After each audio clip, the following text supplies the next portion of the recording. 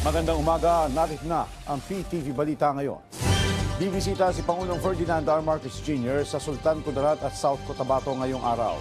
Pangungunahan ng Pangulo ang pagpapasinayan ng mga bubuksang proyektong pang-infrastruktura at paghahatid ng serbisyo ng pamahalaan.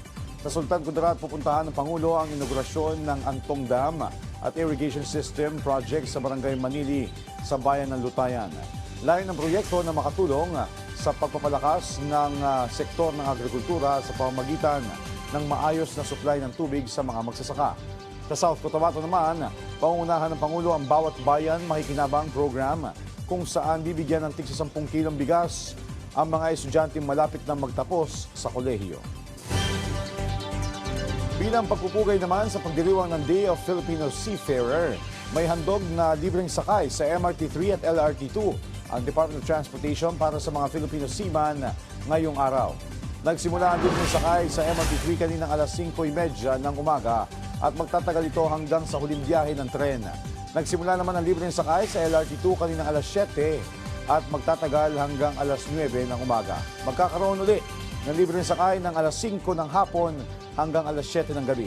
Ipakita lang ng mga seaman ang kanilang Seafarer's Record Book, Seafarer's Identity Document at Seafarer's Identification Booklet para maka-avail sa libreng sakay sa tren. Sa ibang balita, inanunsyo ng Department of Foreign Affairs na karapat-dapat na para sa visa on arrival patungong United Arab Emirates ang mga Pilipino kapag nasunod nila ang ilang kondisyon. Tulad ng pagkakaroon nila ng valid visa, residence permit o green card na inilabas ng Estados Unidos, European Union members, Australia, Japan, Singapore, Republic of Korea, Canada at New Zealand. Ang mga Pilipinong nakasunod sa requirements ay makakakuha ng 14-day visa at bayad na 100 dirham o pera ng UAE.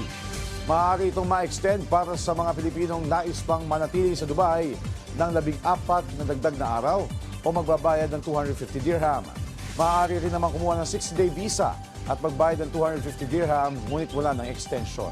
Ibinigay ng UAE ang pribilehiyong ito sa mga Pilipino bilang bahagi ng pinakamagandang bilateral relations ng dalawang bansa. At yan ang mga balita sa oras na ito. Para sa iba pang updates, follow at ilike kami sa aming social media sites sa @PTVPH. Ako po si Joshua Garcia para sa Bayan.